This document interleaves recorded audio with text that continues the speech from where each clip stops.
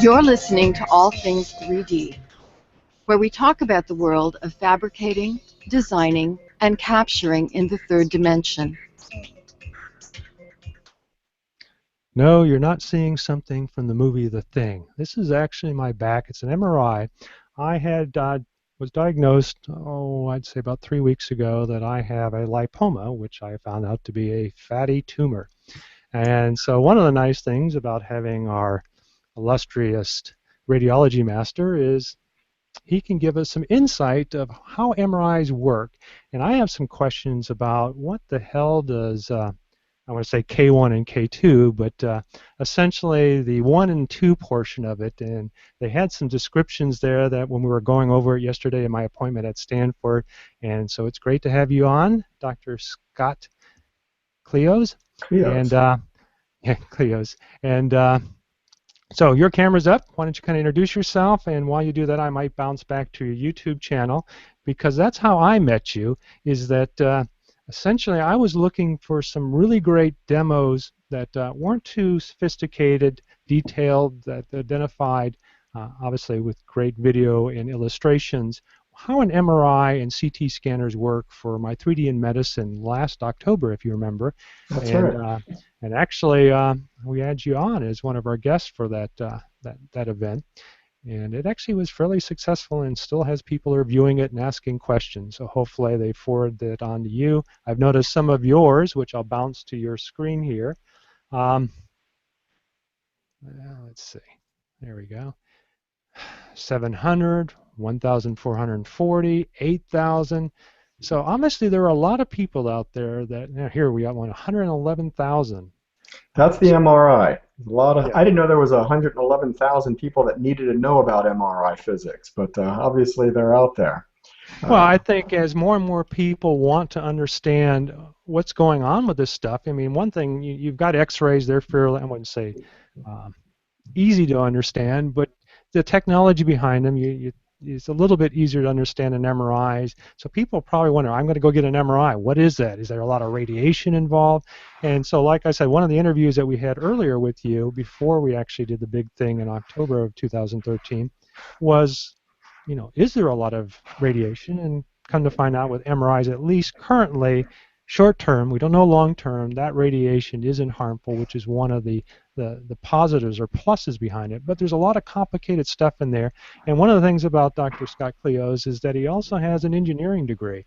So he's got a left-right head. I don't know. I guess you can also be left-minded. Actually, that theory we just throw out. That no longer exists. So I won't even go that direction. Yeah, that I've read that. That's a bunch of baloney now. But essentially, you have an engineering background, so you really understand the intricacies of the MRI and CT, and we're able to actually work with, even radiologists in your own field to help them understand this, if I remember correctly in our previous interview. So, I'll go back to you, kind of introduce yourself again, and let our audience know, who you are, where you're from, and what do you do for a living? Not that we've already identified that. So go ahead, please. All right, sounds good. Well, as Mike said, I'm a radiologist, and I trained initially as an electrical engineer up in Virginia Tech. Great school, go Hokies. And actually, Coach Beamer, I think, is leaving. I think he got there right after I graduated almost 30 years ago, and he's now leaving the Hokies. A very emotional last game for him.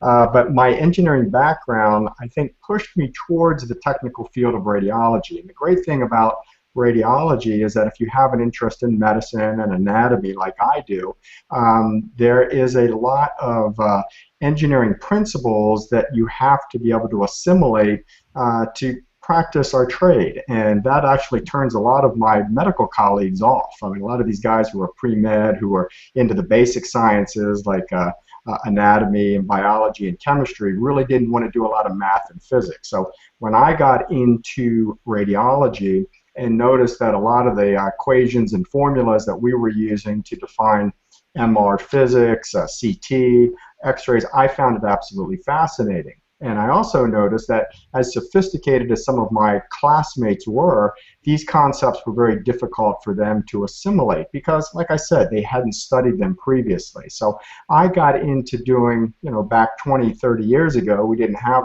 YouTube and all this fancy 3D stuff that we have now, but I started doing lectures with PowerPoint, first with slides. Remember those? Well, you probably don't even remember those.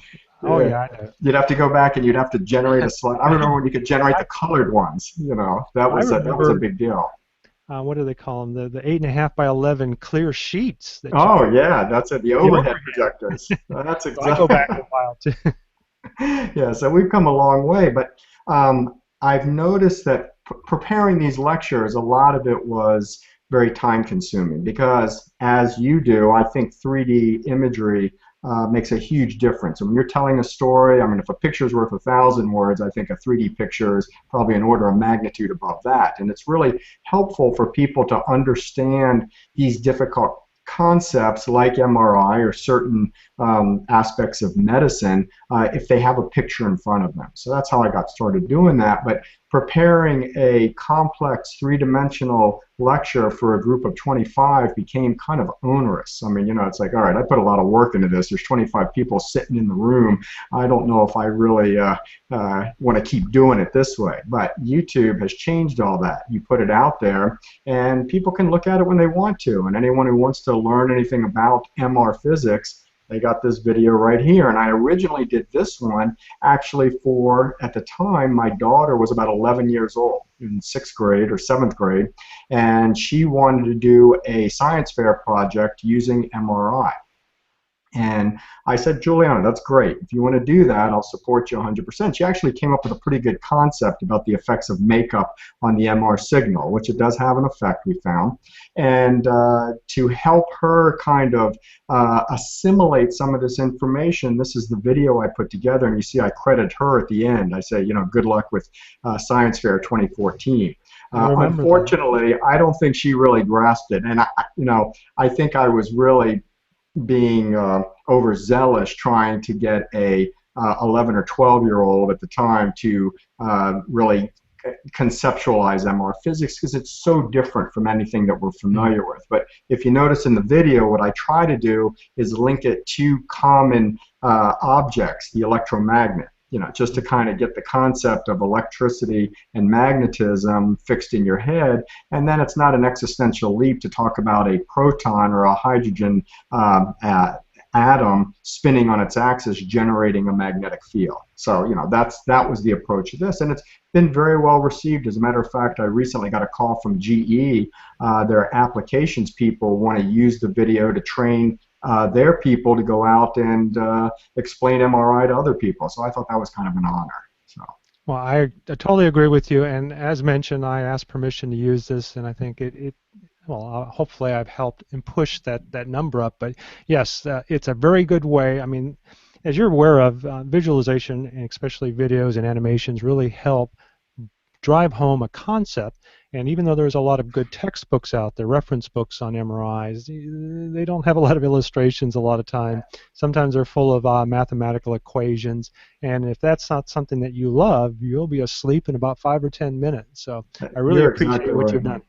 Yeah, exactly right. Okay. Well, I also want to introduce Fred, or AKA the Great Fredini again.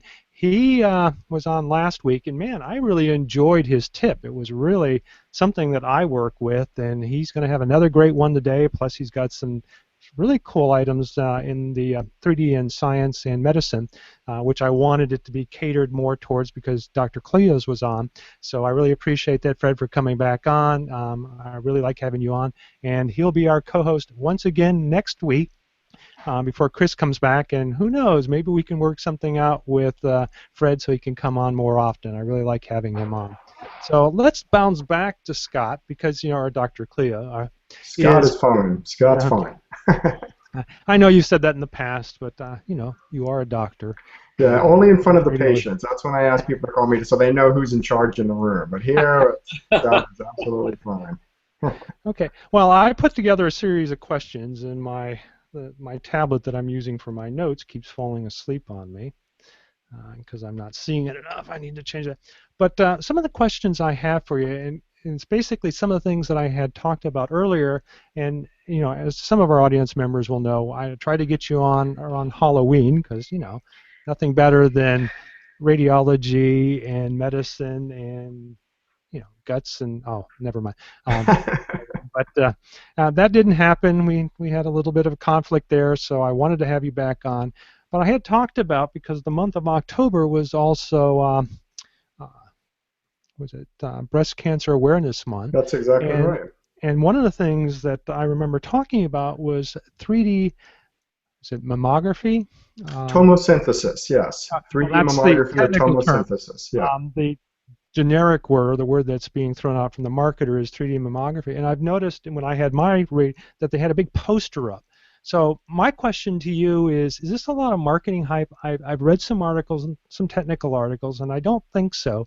But, having the radiology master on, I'd like to ask you, is this something that is really going to help women? I know my wife complains about it, and probably a lot of women do, because, it's not comfortable, the old techniques, which was basically x-rays, and they sometimes have false positives. And so I've been reading that this minimizes and actually will help improve the detection of tumors. Would you agree with that, or do you have something to add to that? It's very interesting you bring this up. We, in my group, are having the very same discussion because this technology is so new, we don't know where it's going. We are going to purchase one of these tomosynthesis or 3D units very soon in the near future.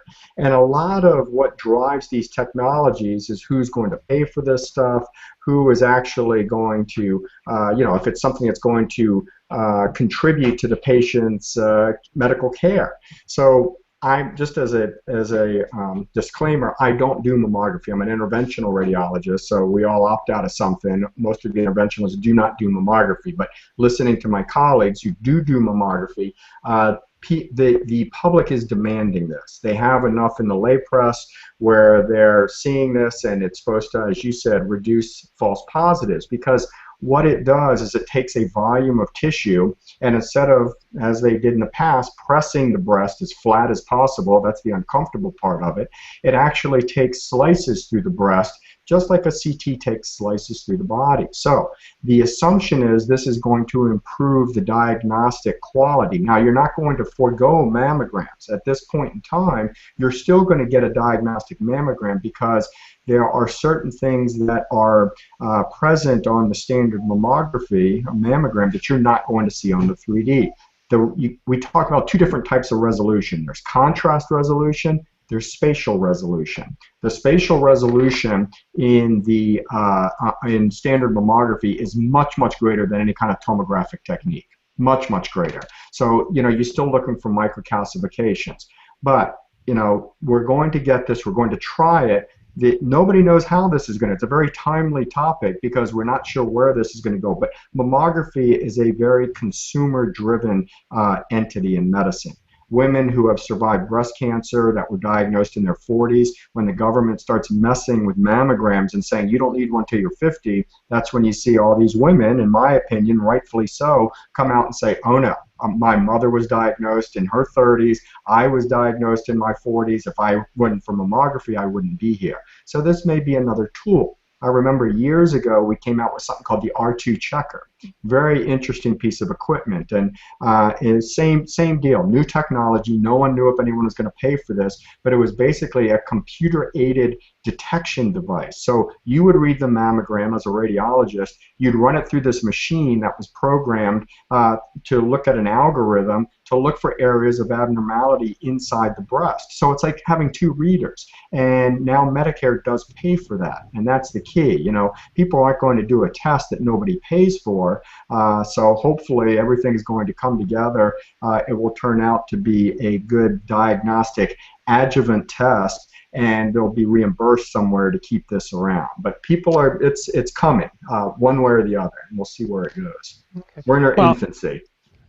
So one of the things that, again, this article is over a year old. You mentioned the word tomosynthesis, and which I guess is a cousin of CT scanning. What makes it different than CT scanning?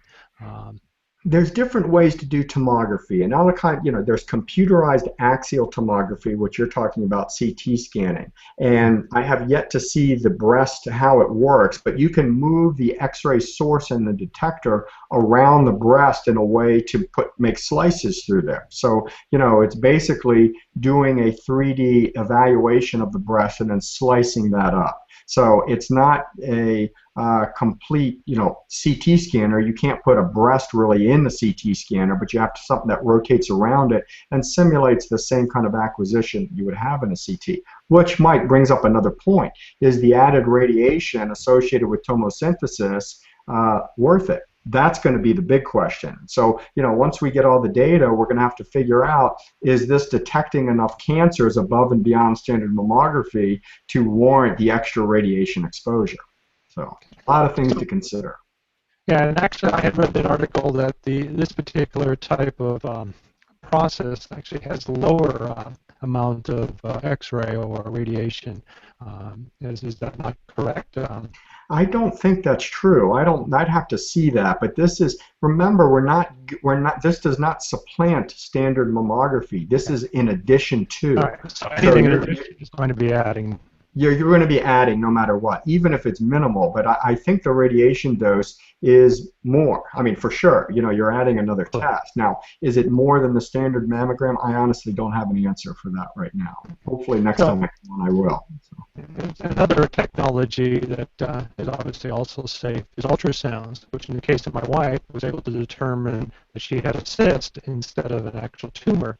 And I'm hoping that more people utilize this as well, especially the newer 3D ultrasounds to work in their magic because they work in a different frequency range.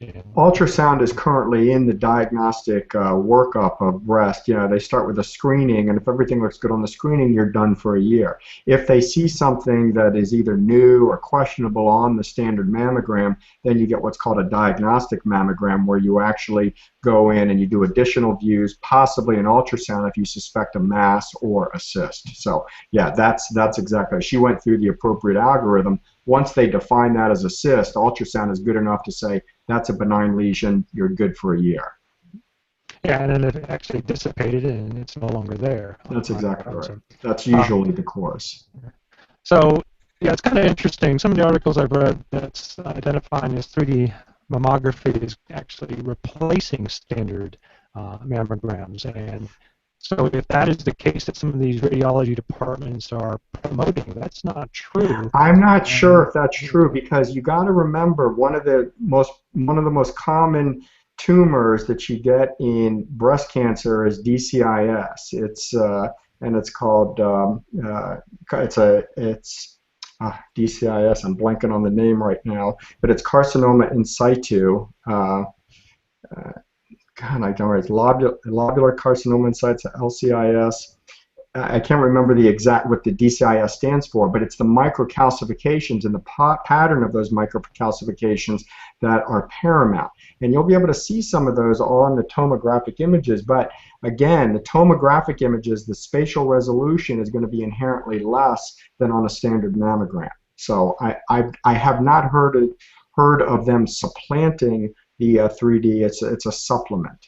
Okay, well that's good to know, and I'm glad that we're talking about that now, so that anybody who is listening who has a wife, or even if you are a female, make sure that you listen to Dr. Klioze and still get the battery of tests that are required, because we don't really want to miss anything. Let's move on to my next question, because I actually took up more time than I wanted to on that, but I think it's an important topic, obviously, and would have been great to have you when I actually was talking about it, because I talk about it, you do. The thing that, one of the reasons I wanted to have you on, and I actually sent you an email, was this little thing here, and that is portable CT and MRIs. And one of the reasons I brought it up, and as you mentioned, this has been around for a few years, and I think you said that you actually have one, but the ability to shrink the MRI down to a smaller size. In fact, one of the ones that we covered was this little unit here, where you essentially have the magnetic coil in this block here, then you just have a bed, and they could literally use this in the operating room to provide dynamic MRIs during the surgical procedure. Obviously, I don't believe it's real time. They had to move it in and out as they were doing the surgery process, but it's something that was not available in the past. So could you shed a little bit of light about where are we going with this smaller technology? We talked about in interviews and previous discussions of the sensors and the algorithms and the processing becoming so intense or magnified in their quality that you can now have lower, may I say, radiation or magnetic fields now because of these sector. Is that what's shrinking these things down? Well, first of all, Mike, I don't know if it's just me, but the audio seems to be degrading here. I'm not sure if I'm the only one hearing that. I can still understand you. It's just it's kind of rough. So just to let you know, I don't know if I might sound the same way. Brad, are you hearing the same thing? Yes, I am hearing you. Can you hear me? I can hear you both well. So if I'm degrading, what I've done before is I've had to actually drop out and come back in. If I drop out and for some reason it takes a little longer, Fred, can you just step in? You know the questions there. So my question now, you can just go ahead and talk about it, is portable, and I'll drop out, see if I can get my audio quality back up. Okay, yeah, because I hear Fred very well. He's clear. It's just, okay. Yeah, Michael got pretty crunchy. Okay, I'll be back. Okay, so Fred, we'll go ahead and answer Mike's question until he comes back on, if that's all right. But you know, the portable MRIs and the portable CTs have been around for many years, mainly as a way to bring these technologies to areas that don't have a permanent fixture. They don't have a permanent piece of equipment, especially the MRI. When you're talking about a couple $1 million, not every community in the United States could afford to actually have an MRI, so they would push these things around in a truck. And the same thing was available with CT. You could put them in a truck, they'd be mobile. I think what Mike was really referring to are what we call the niche scanners. And these are the ultra small MRIs that you can put an extremity in. And they were marketing these mainly to like the orthopedic surgeon. So if your patient came into the hospital, came into your office, and you were concerned about a soft tissue injury like a meniscal tear or possibly a cruciate ligament tear, you could have them slip into this machine that only held your knee. It was only big enough to put a knee in. And you would scan the knee or possibly your wrist. The problem that we're seeing right now is before Stark Law, and there were other rules and regulations coming out of the CMS, Center for Medical Services, the diagnostic imaging was the fastest growing sector of medicine. Cost-wise, it was costing the American public a tremendous amount of money because the CT scanners and the MRIs were so expensive that the government was reimbursing pretty nicely for the technical charge. And you got to, I don't want to get too far into this, but you know, the government reimburses for a technical component on diagnostic imaging. Whoever owns the equipment, the government or the insurance company pays for that, and they pay the professional fee for someone to interpret, and that would be me and my colleagues. Or you have a bundle payment. If the radiologist owns the piece of equipment, then you would get paid kind of a mixture of those two. The problem is that when they were opening this up to the general public, you were having people like neurologists and orthopedic surgeons buying their own MRIs. So you got to picture this. You buy a $2 million piece of equipment. You have it sitting in your office. It's a fixed cost, right? So now you know how many patients you have to scan a day to break even. Okay, so what are you going to do? You know, most of your patients are probably going to need an MRI. At least you're going to think they are. And I hate to say that because, I mean, radiologists were guilty of this. If they were recommending more studies, you know, people were probably cheating that system. So the government has really cracked down on having doctors own their own equipment, and they've ratcheted down the technical reimbursement to a point where it's almost not even worth having this equipment in your office anymore. It's just you can't even pay for it. So I think you're going to see these small scanners like the niche scanners go away. It's just not worth it. And in my opinion, there's no reason for someone to have an MRI in their office. There's nothing that emergent that you need to get an MRI. Plain films, of course. You go to an orthopedic surgeon, you come in with a broken arm, it's deformed, they need to take a picture of that, decide how they're going to take you to the OR and fix that thing. But, you know, the higher end stuff, CT and MR, you're going to see a lot of that stuff go away. So I don't think you're going to see the miniaturization of these technologies more than we've already seen that. I mean, you know, you may see some differences in the structures of the outside, but I think they're going to be around for the next 20 years, basically how they are. So I'm not going to be able to pull one out of my pocket? And by the way, how do I sound now? Well, they sound much better, Mike. Yeah. So yeah, but they, you know, they do use in research. They'll use tiny little MR machines that have like 12 Tesla, even more. And you got to understand that's the field strength of the magnet. We started off with like 1 Tesla, maybe a sub Tesla, 0.8, 0.5. 1.5 was the standard for a long time. Now the high-end ones are 3 Tesla to scan a human. Some of these test MRIs that they put rats in are 12T. And when you increase the magnetic strength, you actually increase your spatial resolution. It lessens the time to take the scan. There's a lot of advantages to going up in field strength, but it's hard to do a 12T magnet in a big human form. You know, you can do that in a smaller magnet, very tough to do. You know, in a bigger one that you can actually put a whole body into. So I personally don't see that technology really taking off again unless there's some change in the reimbursement pattern that we're seeing right now. So. Or buckyballs come along. Right. Okay, well, let's move on to my last question, and then Dr. Klioze, you're welcome to either stay or move on to doing something a little more exciting, or maybe not. So I'm going to bring up, if you remember, we talked about Image 32. They're still around. In fact, they were just purchased by Cisco? I think it's Cisco. So it's kind of interesting. Hopefully their pricing doesn't go up. A lot of their other products at Cisco have gone up, like NetMeeting. So hopefully that's not the case here. So what you see here is my actual lipoma. But one of the things that was discussed when we were going through this the other day is, where are the L2s? I'm sorry, the T2s. Lots of T1s here, but not a lot of T2s.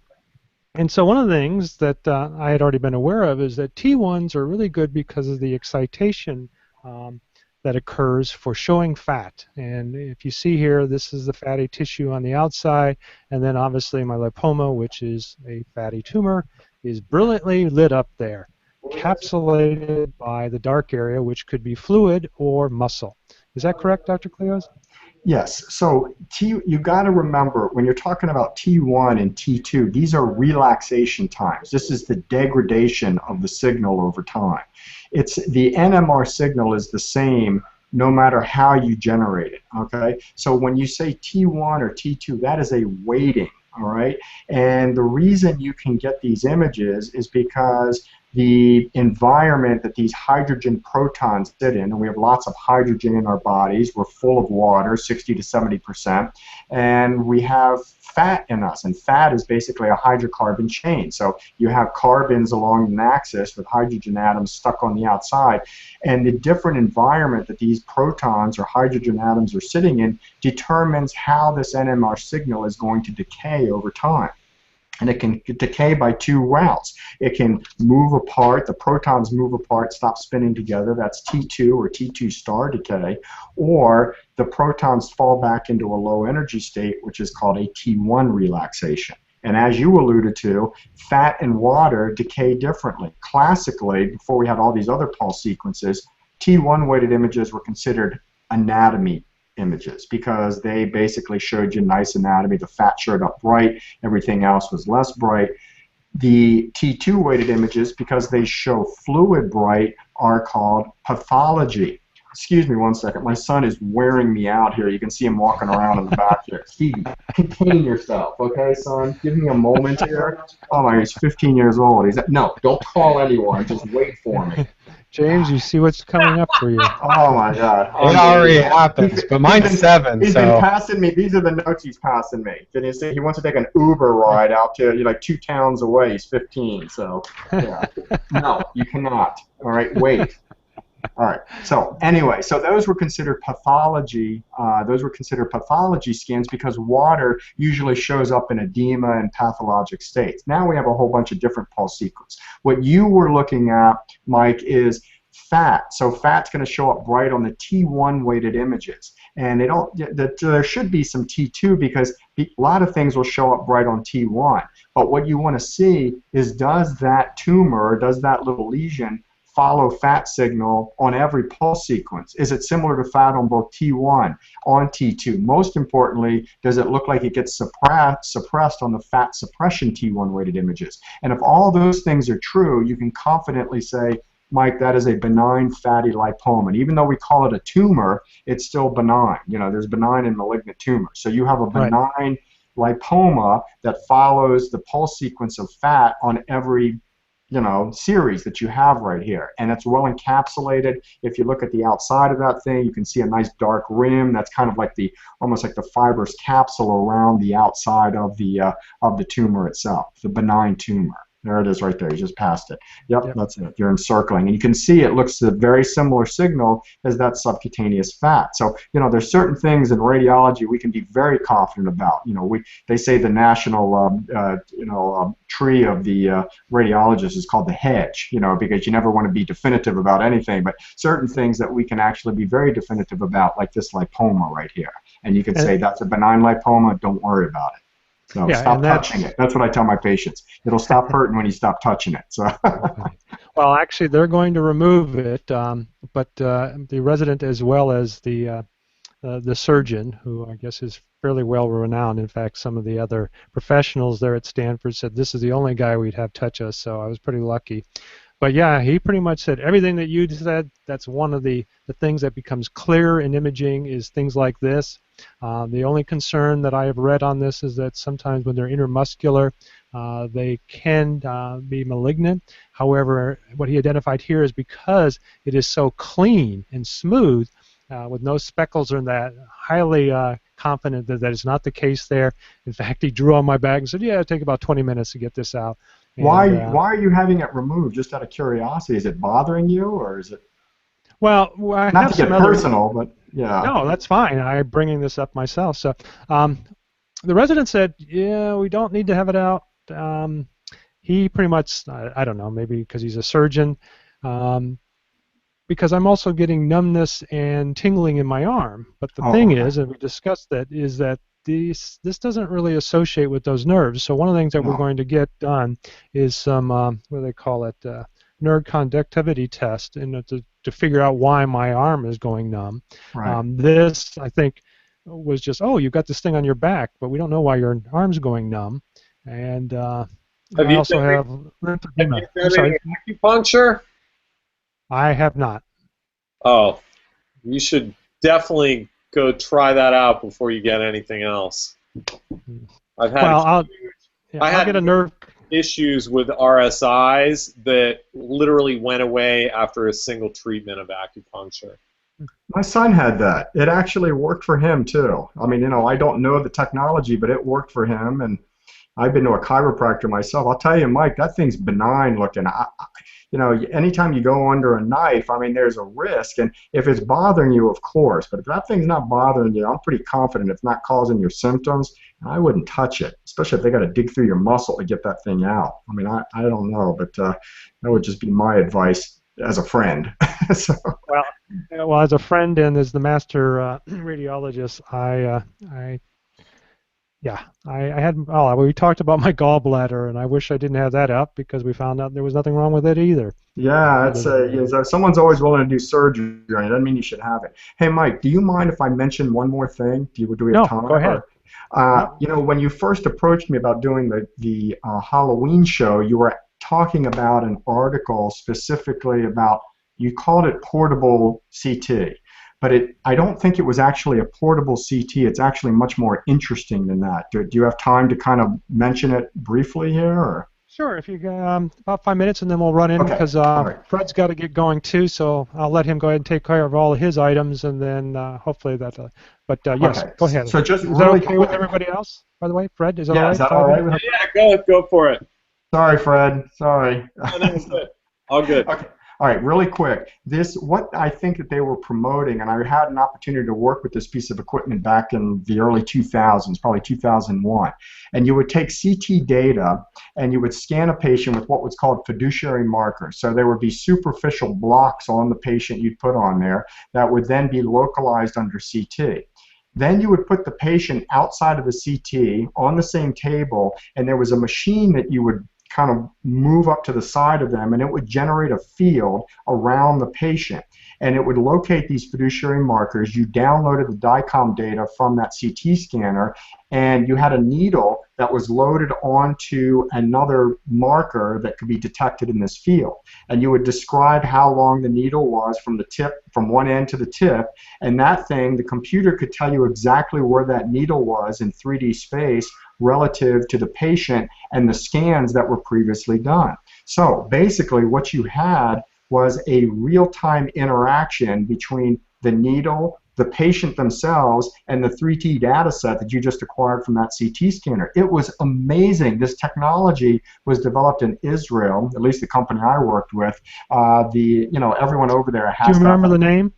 I don't. I'll go ahead and try to bring it up. I really don't, but everyone's got military service over there required. The guy that was an OBGYN over in Israel, he was a fighter pilot in Israel, and he was using this GPS technology basically to guide missiles or whatever he was doing up in that plane, and thought this would be a great way to actually utilize a similar technology to do interventions, minimally invasive interventions on a patient, and develop this thing back in the late 1990s, early 2000s.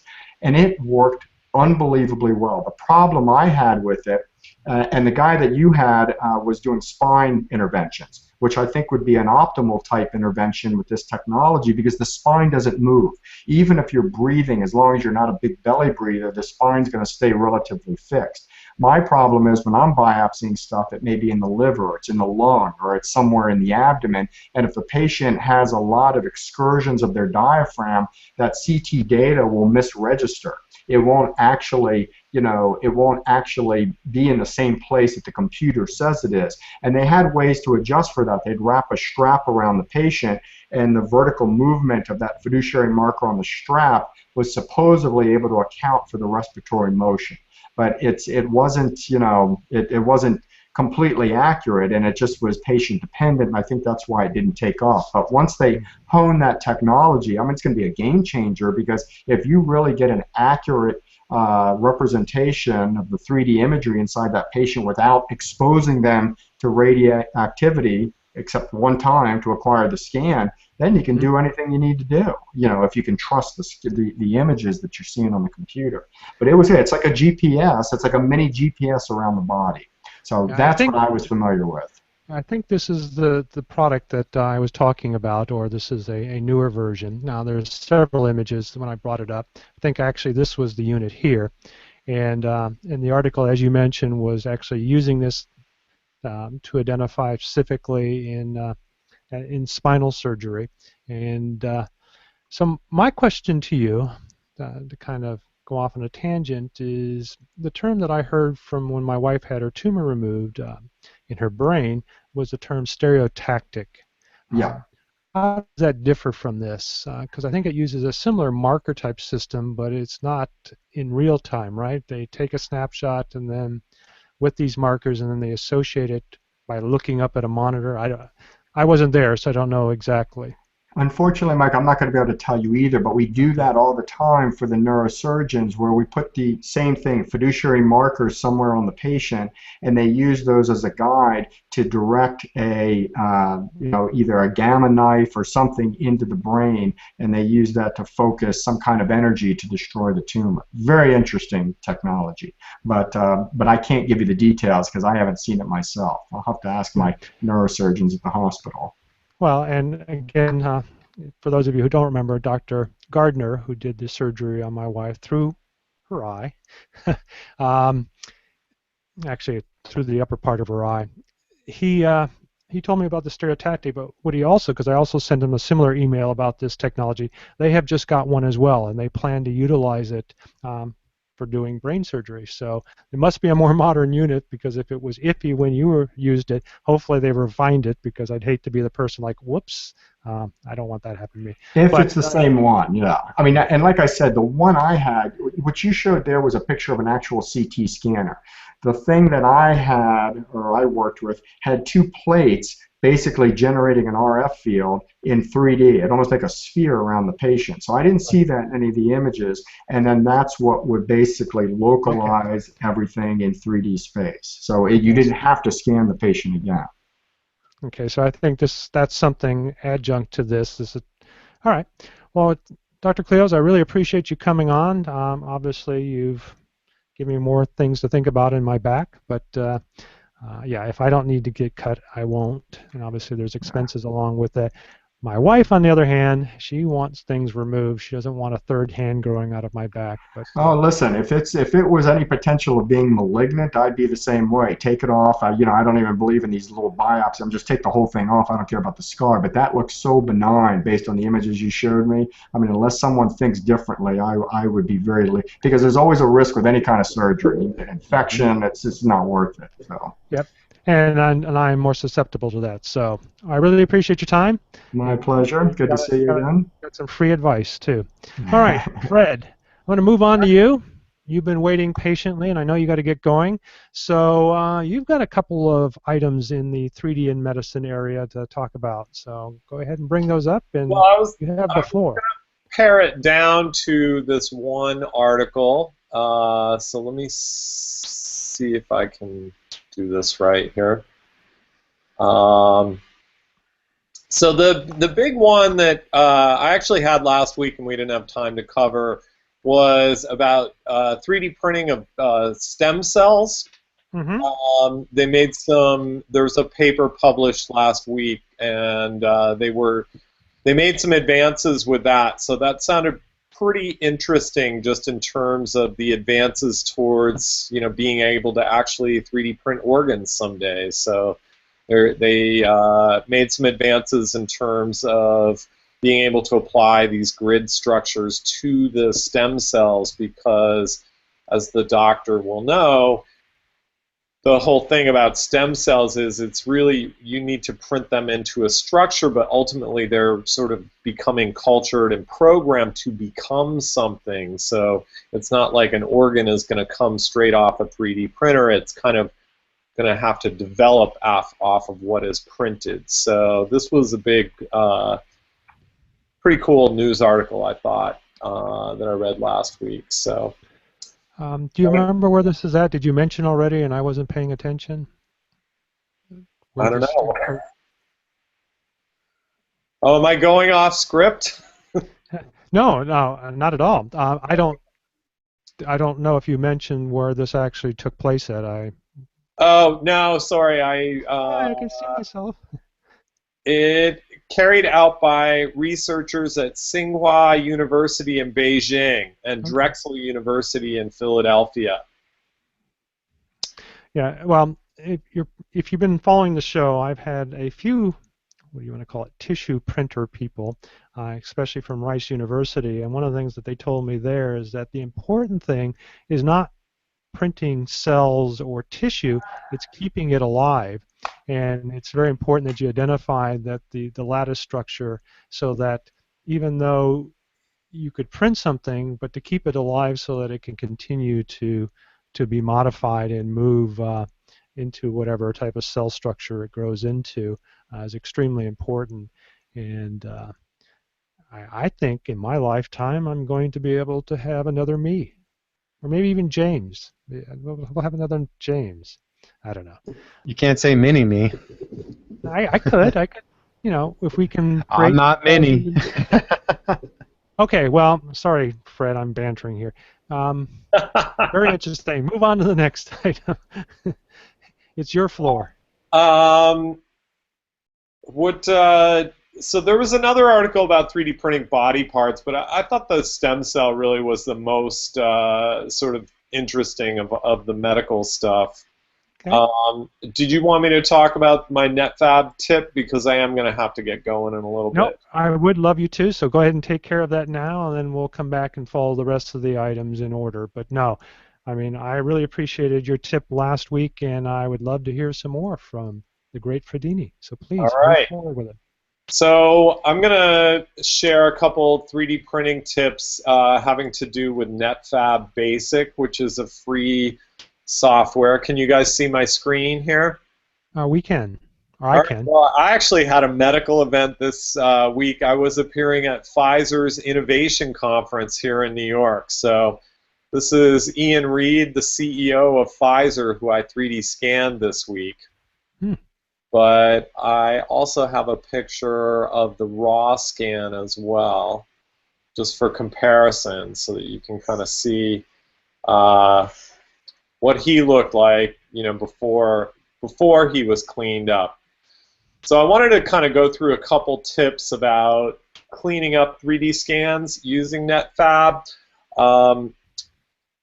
One piece of news that Michael wasn't aware of is that NetFab was recently acquired by Autodesk. So I've always stayed away from upgrading to the Pro version because it requires a dongle, but it's an incredibly powerful tool, and hopefully will start getting used by more and more people as Autodesk starts taking over and distributing it. So, and I'd like to add that if you are a private, meaning that you're using this for personal use, or you're in education, you can get, I think it's a $199 license. The only stipulation is that you cannot use it, what do you call it, commercially?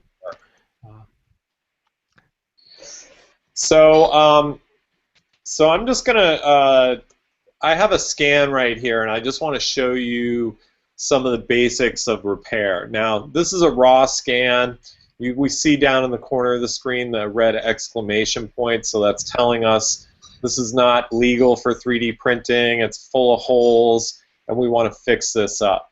And I'm going to click the little red first aid icon, and boy, we really are medical themed here with the red first aid icon and everything. So the first thing is you'll see there's a bunch of little floating bits off the bottom of the base here, and I want to get rid of any parts that aren't part of my main scan. I'm going to now that we're in the repair dialog, I'm going to right click and I'm going to select add this surface to selection. Oh no, I selected the wrong thing, damn it. Take two, add this shell to collection is really to selection is what I want.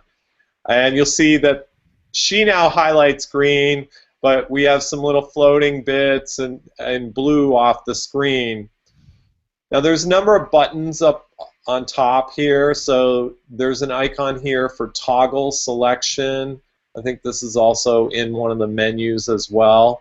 But I'm going to flip the selection so anything that was previously unselected is now selected, like this bit of green hanging off her feet. So now I can click the triangle with the red X, and that's going to remove that. So now I only have this shell that I really care about. So that's pretty good. Now we could probably go and do a default repair on this, but I'm noticing another thing with the scan. You'll notice that the leg down here is not connected to the body. So I know from experience that NetFab is going to try and bridge across the top of this leg, but it's not going to connect it to the rest of her body. And I want this to all be connected when I print it. So I'm going to go up top here, and there's a bunch of these tools. So you'll see the one I'm hovering over. It's a green triangle with a plus sign. It says Add Triangles. I'm going to select that. Do you know this trick, Michael? Yes, but go ahead. All right, well, I'm just grilling the master. So I can click on the edge of a triangle, and I can click on the top of her leg. And now I've created a little bridge that connects that. And I'll just quickly add one or two more of these just to kind of anchor that leg down to the rest of the body, and we're kind of telling NetFab we want to join these parts together. If I really wanted to get fancy, I could even connect the other leg over to this leg. That's all that I really need to do. Now, and again, the reason you're doing that is so that you're providing a bridge point so the algorithm knows that that's all should be enclosed, right? Exactly. Otherwise, what will happen is it'll close all the holes, but we'll have a gap between the top of that leg and the bottom of her coat. So I wanted to just fix that. Now there's a ton of other stuff in NetFab, so I'm just going to show you a couple other little things. You know, if you see stuff you want to get rid of, actually she's not so bad, but maybe I want to get rid of a little bit of this hair right here that's hanging in front of her face. I can click. I have the regular triangle selected, and I can click and just select one point, and I can hit Control+, and I can grow a selection. So I might be able to select a range of polygons that I want to get rid of. Maybe this little bit, for example, right here on our coat. I could hold the Shift key and select a number of polygons and Control+ to grow that, and then just hit the triangle with the red X to remove selected polygons. So that's a quick way for you to just clean up any little funkiness with your scans. Oh, here's a perfect example. See, her hand has a little stuff, so I can kind of quickly select some stuff and get rid of it. And now I'm just going to go for the automatic repair, which is a button on the lower right side of the screen. I'm going to hit automatic repair and just execute the default repair. And this is going to have to crunch for a minute or two, but what we're going to see is NetFab's going to close all these holes and create a watertight mesh, and then I can take that into another tool like Mesh Mixer, which is another free tool, or ZBrush, or whatever I need to kind of sculpt on it and get a finished print. Yeah, and well, one, I love NetFab. I think it's a great tool. The actual auto things can sometimes leave a little bit to be desired. They're actually pretty good on their own. I found that I stopped using them and kind of do my manual auto process, if that makes any sense. But yes, a lot of things that you're doing are very important for filling holes and bridging. That's important. And if you do any scanning, it's very, very difficult to get a perfect scan. And so as Fred is identifying, you know, the more you know about some of these tools and these quick tips really gets you moving, and look, it's done. So yeah, so you can see all the green parts are holes that NetFab has kind of filled in, and it's pretty easy to take this to a cleanup. So I'll apply that repair, and then I could export this as an STL and take it into another program. So again, you can see how I was pretty quickly I was able to generate something that looked like this week from a raw scan that was not nearly so pretty. So, I mean, look at his nose, has a little booger on it, and I have holes and lumps on his head, but it cleaned up pretty nicely.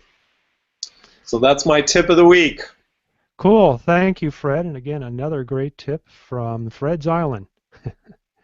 Okay. Well, Fred said he's got to get going, so if he drops out, what do they call it? The Irish go? That's kind of cool. Whoa, that's... How do I go back to... I just disappeared. Goodbye into infinity. That was pretty intense. Okay. Well, All right, guys, I got to cut out. I'm so sorry, Michael, for...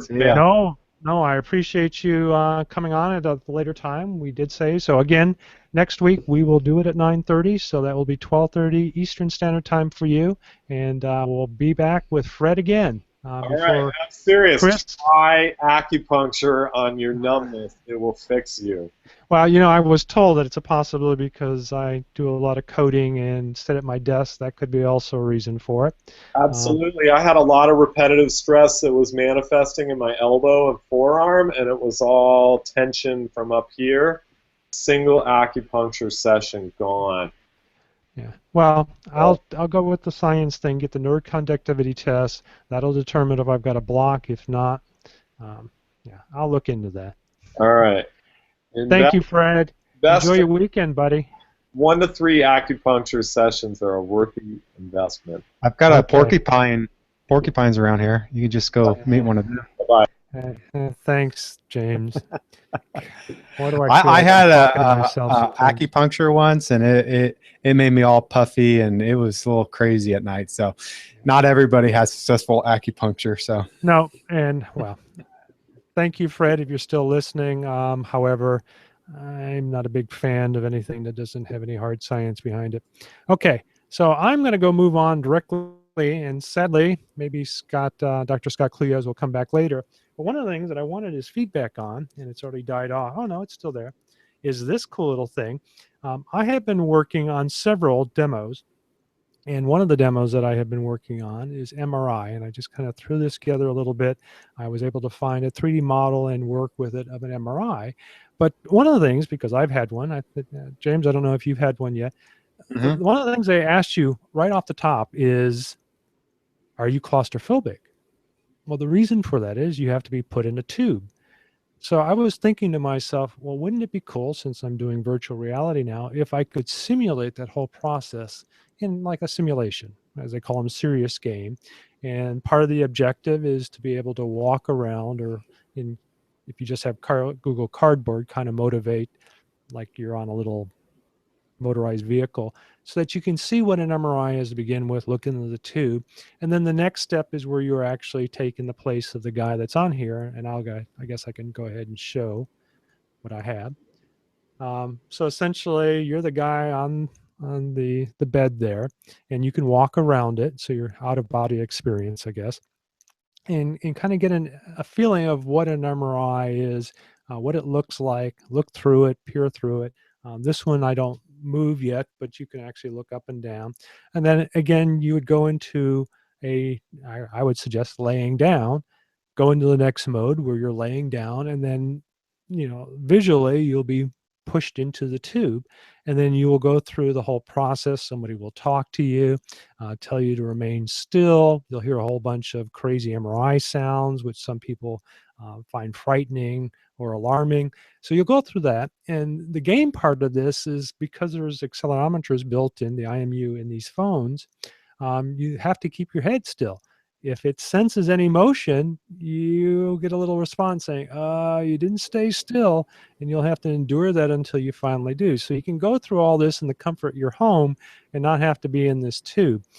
So I'm hoping to have that done by January, and James has got a big grin on his face. So you took a little bit of my advice, huh? What's that? Yeah. Well, I told you I've had 2 MRIs, and the first one wasn't a great experience. They kept telling me I was moving, and I was trying not to move as much as possible, and it made the whole experience really bad. You sit there for like 2 minutes, then 5 minutes, and then after 5 minutes, they come back and they go, "You move, we have to do it again."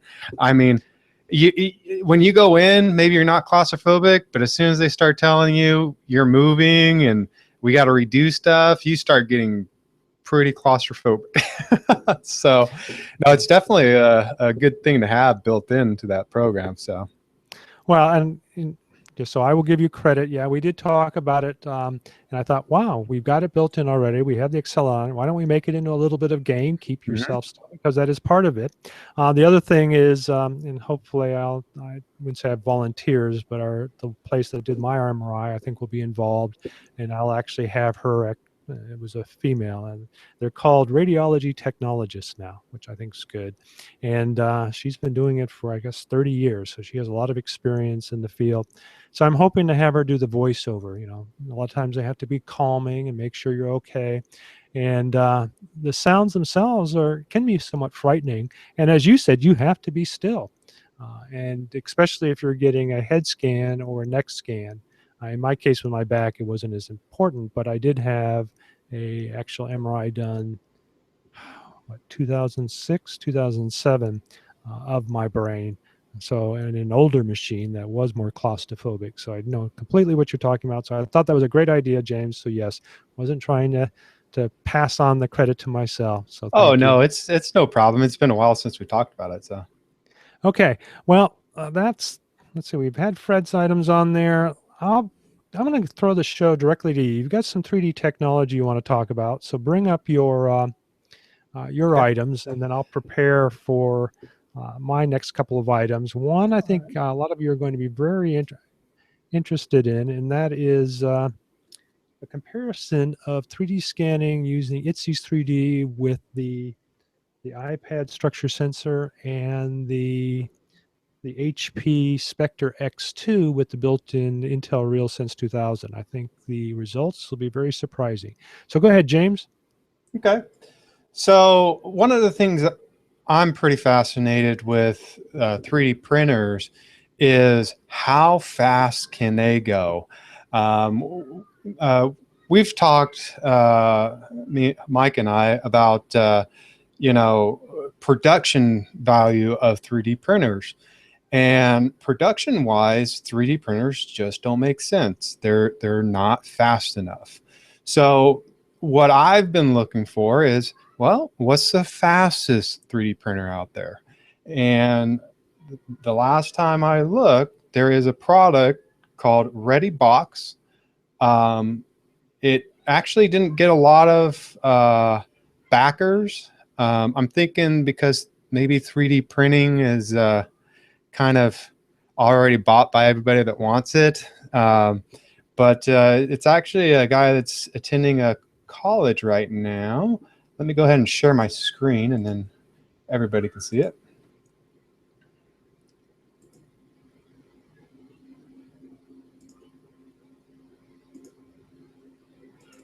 All right. So this is ReadyBox. The big thing about this is it's 16 times faster than leading consumer printers. And he goes on to explain how he does it, which is the important part. I think he uses a bigger head to extrude with. Also, he uses more pressure when he places the plastic down. So I think, let me see if I can find the video. Oh, maybe this is it.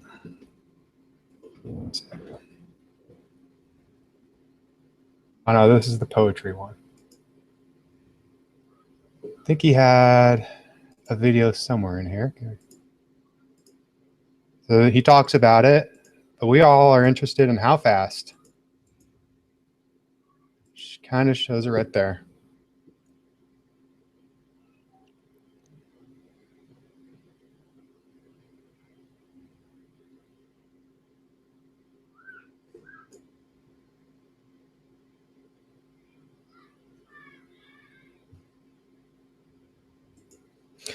So that I think is pretty huge. I mean, to go from a 20-hour print to how do I stop sharing my screen? Hold on. Just hit the green button. There you go.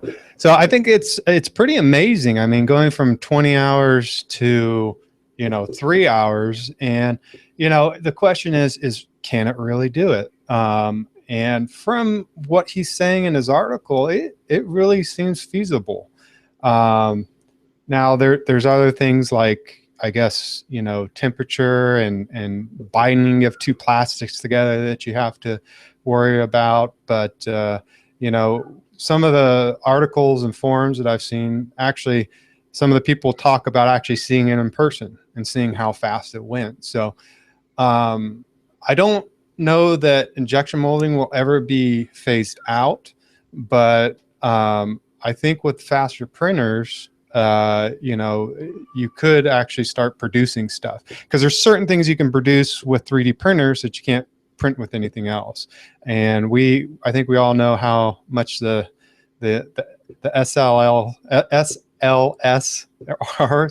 So I don't think anyone can afford that really from a consumer level. But this printer is, I think, $3,500. Not cheap, but it's got a big print area. I think it's a foot by foot by foot. So, and I think there are several that maybe not as fast, but they all seem to have the box frame dual, what do you want to call it, dolly system or rails. There's one, and which provides better support, better stability. But the problem I'm finding with any FDM type printing is because it is basically plastic, melted plastic upon melted plastic, the structures aren't as sound, as rigid or as stable in the case of SLS or injected molded. Plus, as you said, it hasn't been fast. So even if they can improve the speed, it's still not factory performance. So now, did somebody, I mean, is this just a prototype? Has this actually been sent out to somebody to review? It's been funded. I think they got their $20,000, what they were looking for. So it just got funded. So we'll see when it ships, if it ships. That's still all a question. I did find another printer that's actually come out, but it's kind of similar. And hold on, it's called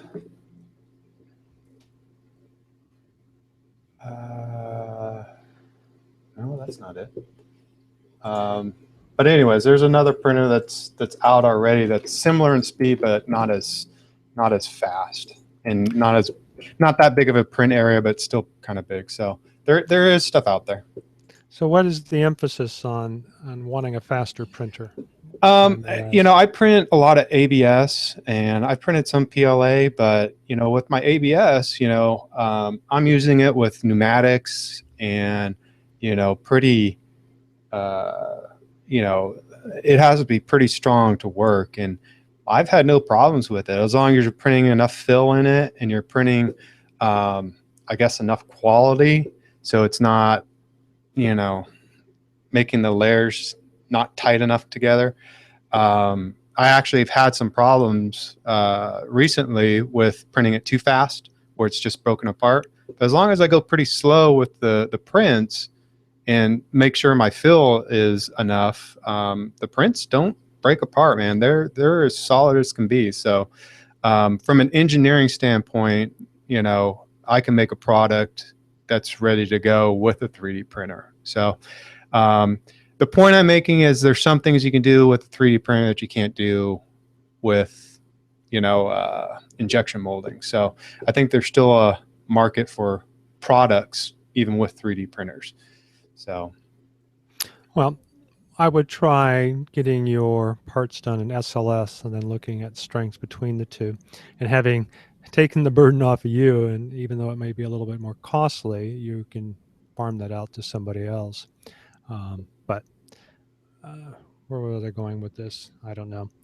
Well, my concern, and you did mention it, sometimes you have to slow down the printer and to ensure that you have good adhesion between layers, and that's always been the reason why you really can't print faster. So even though they have these upper limits, there's a reason, because you got the, like, you have to have enough thermal bonding that takes time in order to have the adhesion between layers. And if you move too quickly, then that doesn't form correctly, and as you found out, it creates a weak part. And so I've stopped trying to get the fastest parts, just making sure I've got good parts. So that's why I was asking why you were. So you're looking at the possibility of just reducing the time because you want to manufacture your components yourself. Is that what I always think about it just in the sense of, what if I get into a part that I can't produce with injection molding? You know, what's the next step? Should I go SLS, which may cost a lot of money? Or is there some sort of production tool with a 3D printer that I could use? I probably wouldn't be printing huge parts, but it's just a good option. I've actually thought about, you know, if they do production with a 3D printer, is there a way to get that bed after a certain print goes off, take it off? You know, I use glass, so I actually take the print off. take that glass off, put another glass on, and then start so it can keep going, you know, throughout the night without somebody interfacing with it. So I like to see that product. Yeah, I don't know if anybody's working on it. It's a large bed to move like that. Don't know. Obviously, 3D Systems and Stratasys have been in it for some time, and their speeds haven't really improved that much. I would hope, well, maybe when Chris is back on, you can jump back in, maybe ask the Print Whisperer what he thinks, having some actual experience with some high-priced units, what he thinks of that. Sure. Because frankly, I do a lot of prototyping, but then I just kind of push it off to Shapeways because I feel the quality and strength is better through SLS. And there is and we did bring it up, there's a company called Synterect out of Switzerland, I believe, for $3,500. I think it's a little more than that. I think they had a promo for $3,500, but I think it's like $7,000, $10,000, but an SLS printer. That works with nylon, and I was pretty excited about it, but I don't have the money to get one. Otherwise, I would, because I really like the way that the SLS looks, that it works.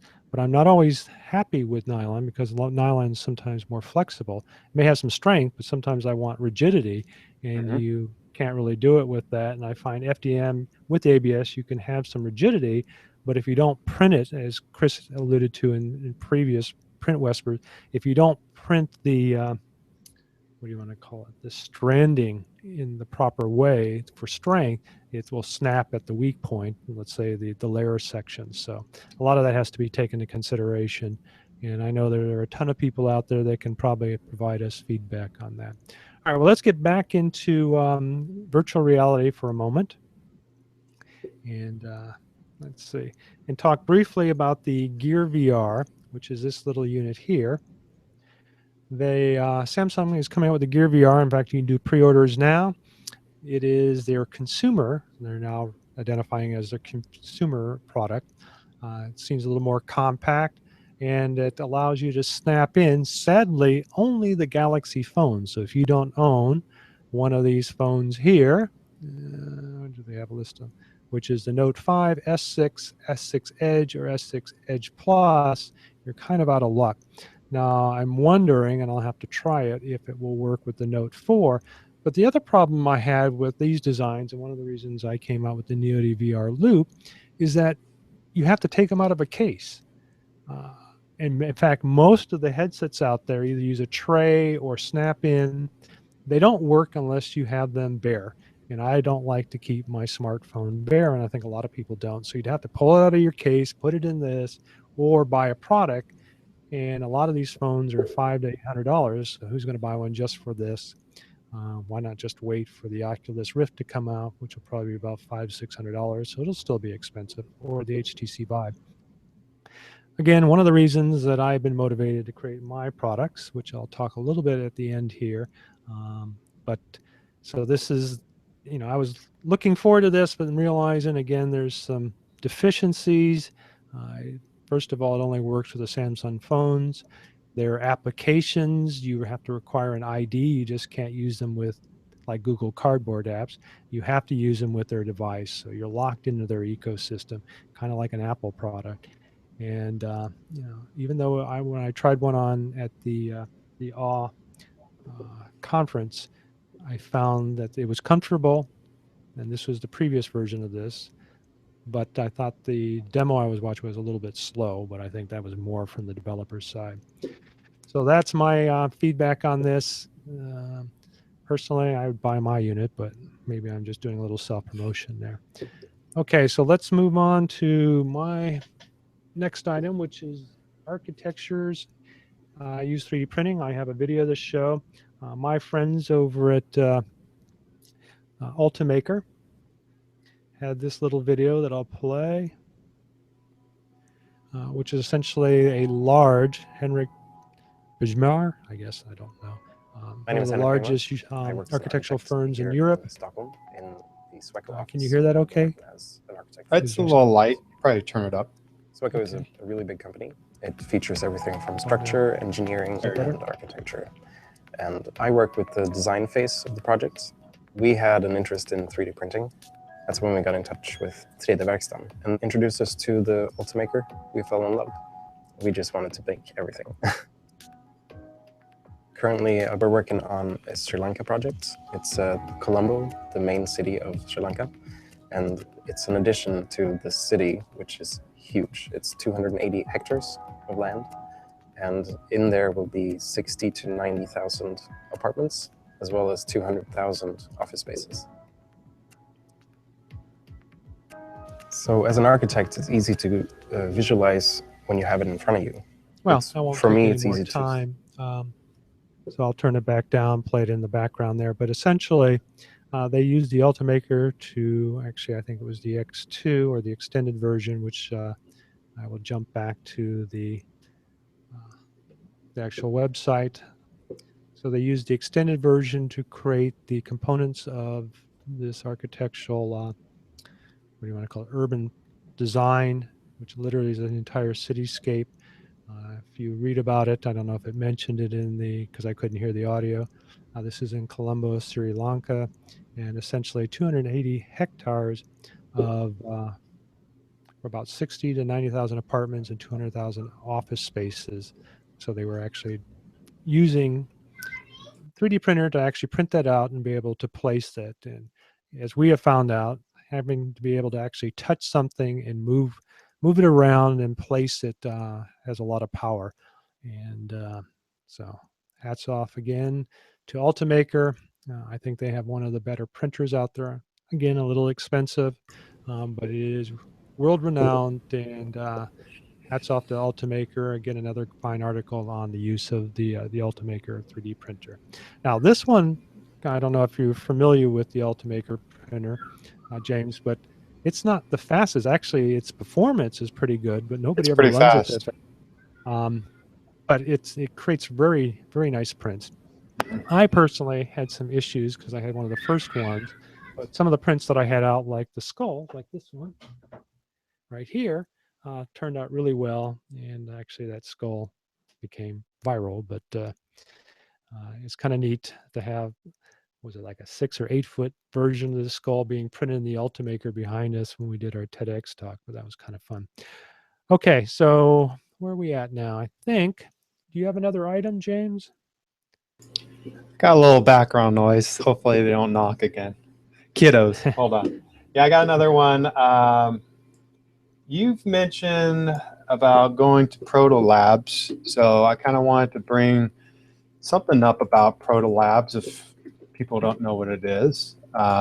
It's injection molding that's here in the United States, and it's not, I guess, cheap, but if you're looking to actually produce something in low volume quickly and be able to make sure it's right, it's a really good avenue for a lot of makers and inventors. So wanted to kind of look at it. Let's see, maybe that's possible. I got one link you'll probably put in the show notes, but let me show their website real quick.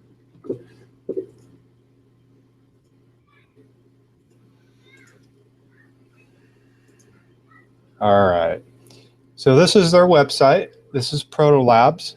It's got injection molding. You can make rubber parts. You can actually make metal injection molds as well. Let's go back to their main site.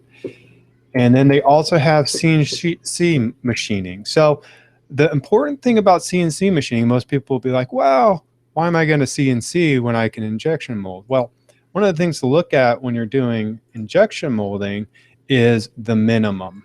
Okay, you have to start at 1,500 to actually get anything started. That's a start. So depending on how big it is, depending how many units you're going to have, that number can go up. And this, I think, number is basically for them to get the design, make the metal mold, and do what they need to do. The nice thing about the CNC machining, when you're talking about the money, parts start at $65. So if you can, CNC milling might give you a good idea about what the product's going to look like when you injection mold it. I think you can CNC machine more stuff than you can injection mold, but I think almost everything you can CNC, you can injection mold. So it's a good way to see what your product's going to look like before you injection mold it. So also they use one big block, of whatever material you're using, and they shave it down if you're not familiar with CNCing. So the actual strength is very, very strong as well. So you're getting a really almost production value product from this. So I just thought I would give them a shout out. Well, as you know, we did talk about it, James. I did evaluate Protolabs, and as you said, they can be expensive, but they can get you components, especially injected, very quickly. They do have a start cost of $1,500. I found that really would be a very small object, because the one that I would need would be, what was it, $3,500? No, $7,500, and that was just to create a iPhone case. So the price probably escalates geometrically. So it can be expensive. He is correct in identifying that you need to understand how molds are created, because they're milled, and you have to understand that the process requires a little more work than just 3D fabricating using FDM or SCLS through shapeways. You have to have tapered edges. There are a few other things that have to be kept in mind, like the width of objects. There's a lot of terms in there, and maybe at a later episode we can talk about it if I move forward with it. Because I'm going to be launching a Kickstarter, which I'm going to talk about a little bit later, I'm actually probably going to go with somebody either in Hong Kong or on the mainland of China. But with that, you have some concerns, because if you're not constantly working with them, you don't know what you're getting. A lot of times they require upfront money. With the Protolabs, I don't think you need to pay up front. I think maybe half or something like that, and then the rest with shipment. But I could be wrong with that. So if you're interested in it, I have looked at them in the past. I do think the pricing on their molds are a little pricey, especially if you can't make that many. I did some figures and found that it's still cheaper for me to just continue using shapeways than to have that done, especially if it's underneath 1,000 units. Now, obviously, if you go above that. But the other concern is these injection molds, since they're milled out of metal, they have a lifespan. And so you can only use it for so many actually injected parts before they have to be created again. So that all has to be taken into consideration. I wonder if they actually charge you for the next mold, or if that just kind of gets you into the, or yeah.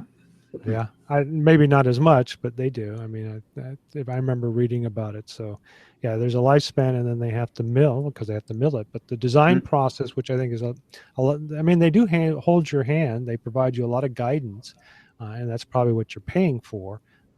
But I will know more within the next 2 weeks, and I'll report back on the whole process, because I do plan to have this done and already in the works of at least utilizing the Protolabs requirements, but looking probably to go elsewhere. And that's the sad thing. In fact, we got some injection molding functionality here on the Central Coast, but it's like 3 times, 4 times more expensive. So there's been reasons why people go elsewhere. Well, that, and if you actually have a product that has to be assembled, okay, you get all the parts, and now you got to ship it off to get assembled. So, where are you going to do that? Not saying you shouldn't look at United States, but from a cost standpoint, it's probably not your cheapest option. Well, and I kind of have a worldview anyways. I mean, I know a lot of people think that you should stay in the United States, but since I talk with people around the world and we share 3D printing, I don't actually feel that way. But I also don't want to get the lowest or the low ball cost either, because sometimes you get burnt with that. And in fact, a lot of people that I've talked to have actually had to visit the manufacturing more than once, which means a trip to China or overseas, and there's cost and time involved in that. So maybe in the long run, it doesn't pay off unless you plan to make, tens of thousands. So again, all of this is up in the air for me, and I will talk a little bit more about that. But I want to get into my next item because we're already running late, and that is the ITSEs 3D. They make an application. They've been around, gosh, since 2013, with a product that allows you to use the structure sensor to scan people, either bust. Now they can do it full size or full length, or objects. And here's a little bit of what they've scanned on their own. For instance, here's a full size person that you can rotate. And one of the strengths behind their system, or maybe weaknesses, is that they do all their processing in the cloud. So your data actually gets put up into the cloud, processed, and then sent back down, which means a model with a great texture. Let's look at Maria here. Notice, very lifelike. And if you've seen some on my own Sketchfab, very, very good quality. But the problem I have, let's see if I can turn, there we go. We can go to wireframe, is the mesh detail. They limit their meshes to 50,000 faces or polygons, which if you look at like the lips, there really isn't any lips, even though you can see it in the texture. From a mesh standpoint, it's just one surface area. Now you could refine that in, let's say, 3D mesh, mesh mixer, or Sculptress. What's the other one that we just talked about? ZBrush, in order to create that detail again. But wouldn't it be great to be able to capture that? And it's one of the reasons I came up with my own application, because I wanted that mesh detail, because that's what you can print. In fact, if you remember, my little unit here, Mini Wife, has that detail because she was scanned at a higher mesh detail. However, it gives you great quality textures, photographic quality, and very reasonable. If you've already got an iPad, all you have to do is get the sensor, which I think is $375, and you've got a decent little scanner, and it's fairly easy to work with. But the reason I'm bringing this up, because we've talked about this before, is because ITSE was approached by Intel, if I remember correctly, and they've developed their product for the Intel Realsense R200. Now, what does that mean? Well, as I mentioned, the structure sensor is $375. If you buy the developer version of the R200, it's less than $100, and you're starting to see that being built in to other tablets. In fact, I have one that I'm going to show in a moment, which is called the HP Spectre X2, which I've been reviewing, and I'll give a little bit of rundown on it. But before I move into that, I'm going to go ahead and do a scan, because essentially they both work the same way. And you can see the screen behind.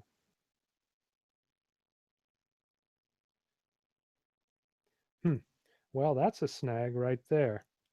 I was not aware of it. So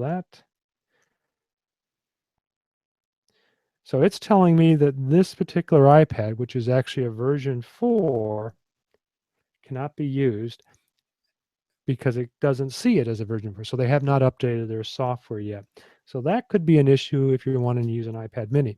So let's assume, because I do have an iPad 2, which is the same thing as the iPad 3 from a processor perspective, that it does work. So one, it's fairly lightweight. They have not, even though color calibration, which is another note I want to make, is now available. Occipital has updated, so you can now use iPhones, iPods, so you can make this process even less expensive to do color scanning. But the ITSE piece of software has not been updated for that, nor can it recognize the iPad mini or the new iPad Pro. So you're limited essentially with the older iPad minis and the iPad Air and the iPad 2, if I remember correctly. So as you can see, you can get some decent quality with the sensor, and it uses basically the RGB camera built into the iPad or the iPads, because it doesn't support the iPhones yet. But with the iPad mini, it's a fairly compact device. And quality is fairly good, as we can see here. I was hoping to do a direct comparison, but obviously I can't. And here's another image. So again, pretty good quality. So let's jump to the HP. This is a 12-inch tablet. So as you can see, it's a little bulkier. And I don't think there's an R200 built into a smaller tablet, but I think there'll be an 8-inch tablet. So it means it'll be probably very similar to the iPad mini. And I don't have, one the other thing about this laptop, if I go through it really quick, it's fairly nice. It's about the same thickness of a Surface in the new Surface 4. It is a 1920 by 1280 screen, so it's a little bit better than 1080p, but it isn't the same 3:2 ratio of the Surface, so it's longer. It does come with a keyboard, so this whole package can either come in as 800, which only includes 4 gigs of memory, but if you want to use it for anything like engineering or CAD work, you might want to go with the 8 gig version. But that one is $1,200, so it really takes a huge push up in price to go with just 4 gig. I think it may even have a larger hard drive in it as well. So I've already done the scan and pushed it up in the cloud, and I'm going to show it to you. Well, I'll tell you what, I'll leave this and we'll go through the process. So with this, since it's a Windows tablet, to bring it up, and I'll go ahead and shut it out. You have a desktop. It's not a Windows, what do they call it, tablet compatible app, so it doesn't work out of the App Store. So it works on the desktop. It was included with this tablet, so meaning I don't think you can actually find the ITSE's application outside of this tablet. So I was lucky that it was included. Essentially, it's a desktop app. I'll double click on it with my finger. If you can see the screen here, I'll tell you what, let me jump to this. There we go. So if you see the screen there, it's very similar to the iPad version. I had the model that I printed in, but I'm going to go ahead and hit New Scan. Then I can choose to scan a bust or scan a full body. It doesn't seem to give me the option of scanning objects. To scan a full body, I'm pretty sure it works the same way. You just turn it landscape, and then you scan like that. To scan a bust, you just keep it in its, landscape. You would put it in a portrait mode. You just click the button, and then you move it around the person. I found that the distance from the person is further back than I found on the structure sensor, but you should be able to see this. Can you? There we go. And then you pull back enough so that there's a little box that, there we go. See the little box that goes around the skull? Okay, so once I have it trapped, then you push the start button and then you start scanning. Now I notice that it seems to be a little bit slower,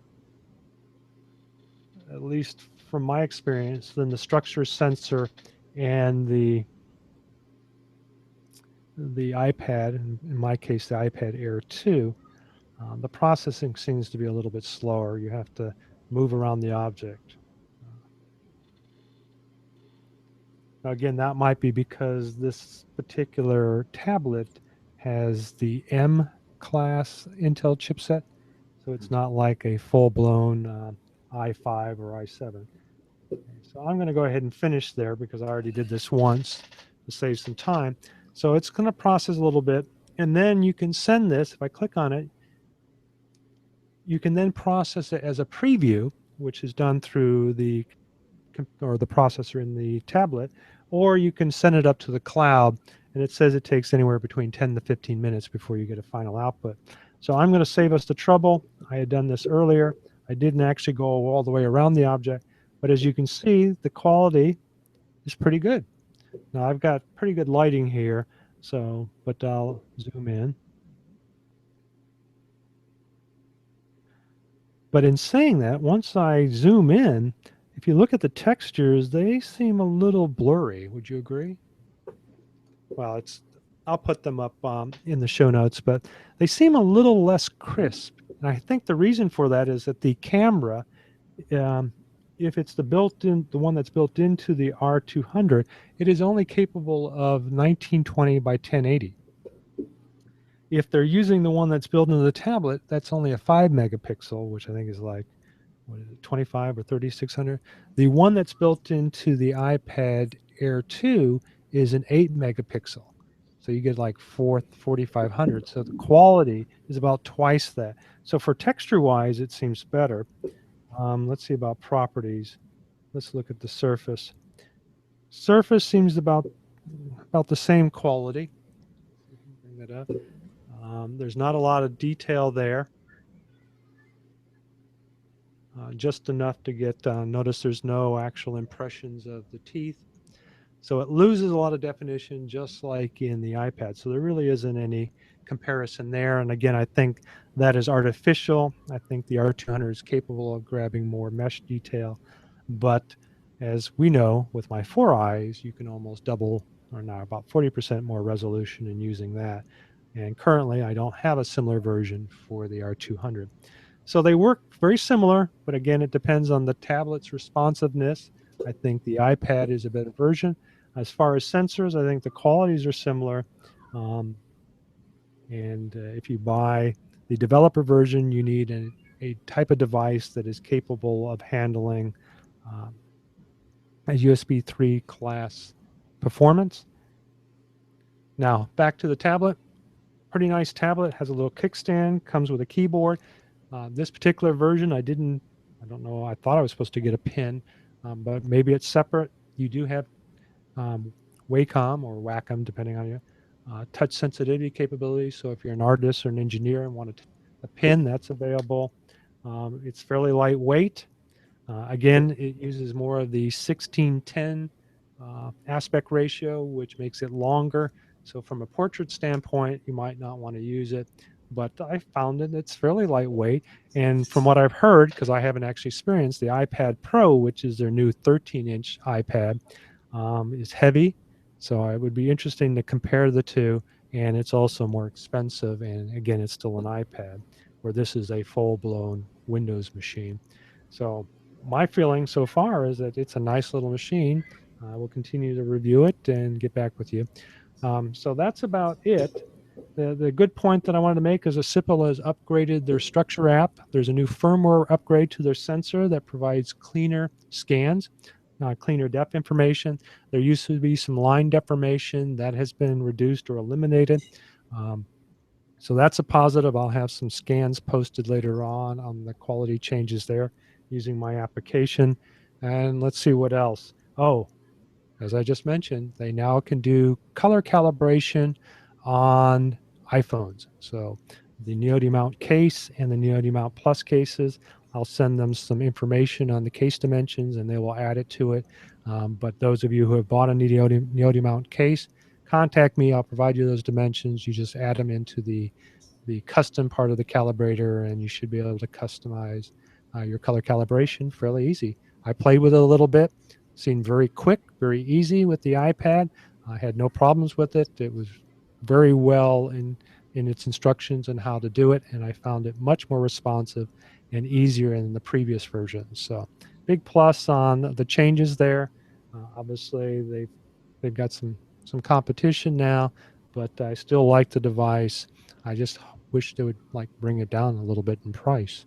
But other than that, hats off. So it gets to my final object, James, and that is a Kickstarter that will be launched on Monday. Kickstarter. Kickstarter, yeah. Whatever could this be? Yes, some of you already know. Well, as you know, I've been working feverishly. Actually, you don't know that, but I have been working long hours in between going to Stanford on a product that I call Neodi VR Junior, which is this little device. But because I'm keyed out, you can't see it. Which I have what they call the Neodi VR Basic and the Neodi VR Extreme, and they come in two different color schemes. The Basic will be lower cost because it's basic. Comes with a little handle, comes with a little case, and essentially you put your iPod Touch 6G. The reason I made it specifically for a particular smart device is because I found that a lot of parents will buy a little iPod because, one, it doesn't have a phone in it, and two, the ecosystem behind Apple is fairly well controlled. They seem to be fairly family friendly. As a developer, even though I haven't created any app, they're pretty strict on what goes in and out of the store. Some people disagree with that, but you know, if you're a family person, you probably would appreciate that. And plus, the fact is that it will also be Google Cardboard compatible, as you notice here. Well, you can see it because that's the only thing. It has the Google QR code because I had it registered the other day. So all you have to do is scan that in. It knows the optics and the dimensions of this particular device. And then you can just essentially bring any Google Cardboard or VR experience into it. You just saw that I had MRI that I'm working on, but I have a few others like Graveyard that is almost done, which should be pretty spooky.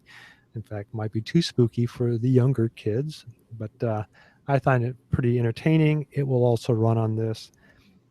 It will have a Google Cardboard little button that you can tap. It essentially uses capacitance, literally like extending the capacitance that you normally have on the screen to a metal conductor on top. That's what Google does, and I thought it was pretty cool, so I'm also adding it. Very low cost.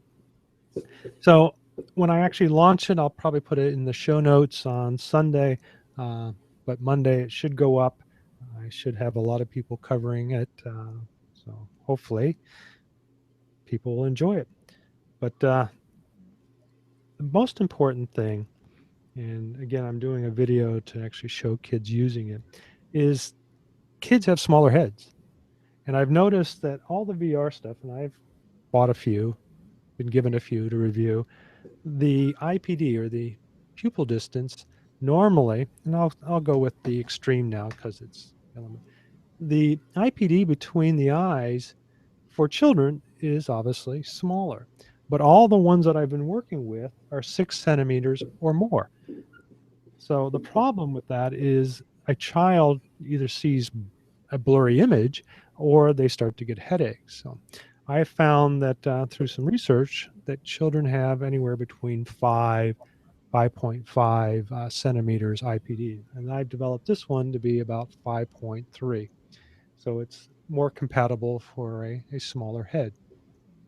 And it's also lightweight and a little handle for smaller hands.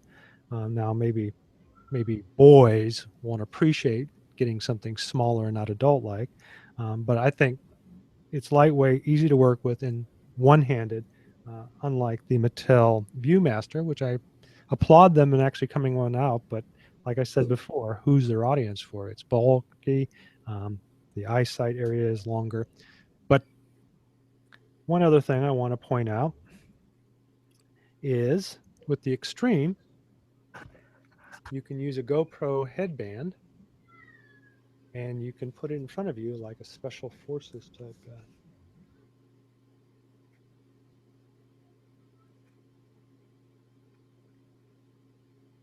What do you think, James? That looks great. No looking comment? good. Yeah. You look like a flyer or something like that right now. I hear you barely. You look like a fly or something right now. I look like a fly? Yeah, okay. It's made for smaller heads. Yeah. Big head like mine. You know, it's interesting. You know, I mentioned. I can barely hear you. I mentioned to you. Can you hear me now?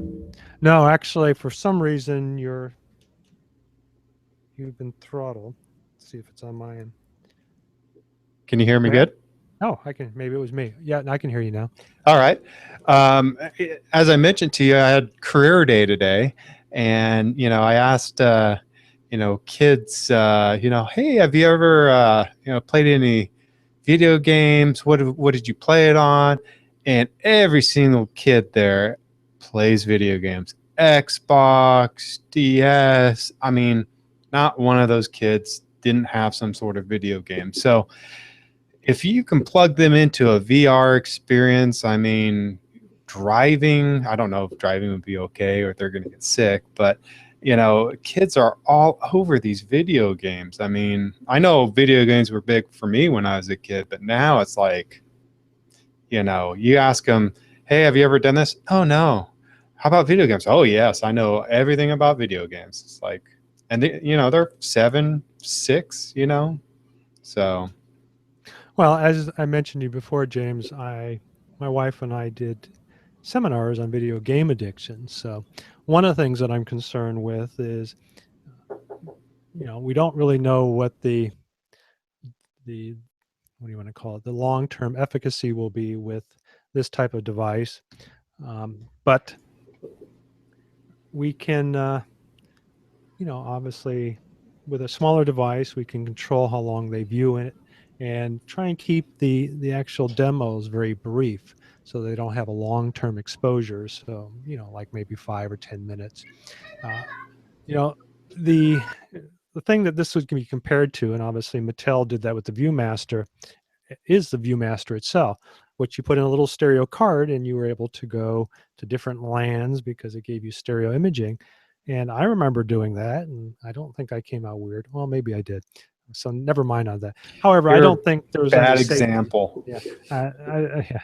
So I don't know what the long-term effects. I did read an article, and I'm also working with a group, an organization. Where are they from? Las Vegas.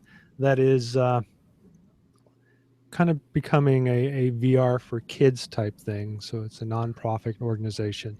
So hopefully in my review, they're going to be looking at, or my interview with them, how to keep this stuff safe, maybe do reviews and things like that with it. But I just thought that there isn't really enough out there. I mean, there is Google Cardboard. In fact, I don't know if you read about it, but the New York Times had a big thing with the Google Cardboard, or a variant of that was included with like 1 million newspapers.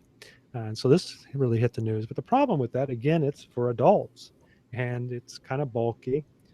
And, you know, I think it cost about $10, $15. I think most people were selling it for like 19. So my goal is to sell this, or the basic version, for about 20, with $5 that you'll contribute to making these for children's hospitals. And that really is my big goal in doing it. They've actually shown this even with my version that I sent up to the hospital, the Shriners Hospital. They actually worked with it with a burn victim, and it actually distracted them. They were able to do the dressing and make, well, I guess the person was able to do it, and there wasn't any real issues with it. And this person was somewhat problematic. So they can already see the advantages of using this. And there was some studies done at University of Washington. Well, I'm kind of rambling now. Weren't you saying something about if you put them like in a cool environment in the VR, they actually will feel cooler, Yes, the burn victims? Exactly. It gives, I don't know if it actually lowered the temperature, but more importantly, it gave them a cooled sensation and distracted them. So I don't know if it's a combination, but they've done some study. The problem is VR has been fairly expensive and bulky. So my goal here is to create something lightweight, compact that you could bring in, you know, they could hold in a hand. It doesn't really have to rest on their face. Let's say if their faces were burned, it's just little silicone that can be removed and wiped and cleaned to keep bacteria free. The case is very simple, slaps right onto an iPod. So it's very compact and lightweight, and should be less intrusive to some of the others. And that was my goal with it. And yeah, like I said, I plan to, every order or pledge, I will take $5 of that. That'll go to a fund to build a version of that so that we can supply them to the charity hospitals around the world. So that's my goal. Yeah, kind of touched my heart when I was up there. Well, that's about it. I think we've about covered everything. So look for my Kickstarter on Monday. So get the word out there, James.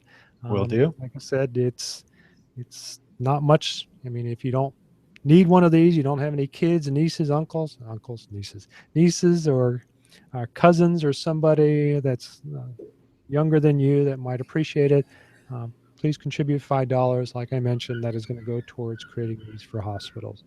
Now, the sad thing is, and they may reject it, so we'll see, Kickstarter does not allow charities. So I think I can get away with this because I'm creating a product, and then part of that money is going to something else. So we'll see. I may have to go to Indiegogo or just some other way, just say, here's the price, but by the way, you are also doing this, but you're really not. I don't know. We'll see. I've already sent it up there. I haven't gotten any feedback. I'm going to finish a video this weekend of some kids actually working with it. If you get a chance to print it and play with it, I don't know if you actually went out and bought the parts, but that would be good. So I'm pretty much done. You got anything else, James? No, I'm good. Okay. Well, thank you again. I know that we've had one viewer. I don't know who it is. I don't know if it's the same viewer, but somebody keeps popping in and out, so I appreciate that. And for all of those who are going to be watching this later on YouTube or listening it through our podcast, I really appreciate you joining us. I really appreciate Dr. Scott Klioze for joining us and giving us some insights on MRI and CT. His link will be in the show notes, so if you want to go out and visit and learn a little bit more about MRIs and CTs. I'm also glad that Fred was able to join us. He's always a very interesting and colorful person, and he actually had some very fun information, not only this episode, but last episode. So if you missed last episode and like Fred, go back and watch it. And again, thank you, James. I know that you've been off for a while, but glad that you're back and helping me out here. And then we have one more week without Chris, and Fred will be joining us. Hopefully, James, you can join us. I'm going to be doing it at the earlier hours, so you may not be able to make it. If you can, that would be great. And then Chris will be back, and then we'll have to talk about it. If you want to be more of a regular, we could switch the time out. We don't get a lot of people during the daytime, so it really doesn't matter. It's more important to get this out on YouTube later on. So on behalf of me and my friend Shirley here, kidding. I'll see you next time. Bye-bye. Bye.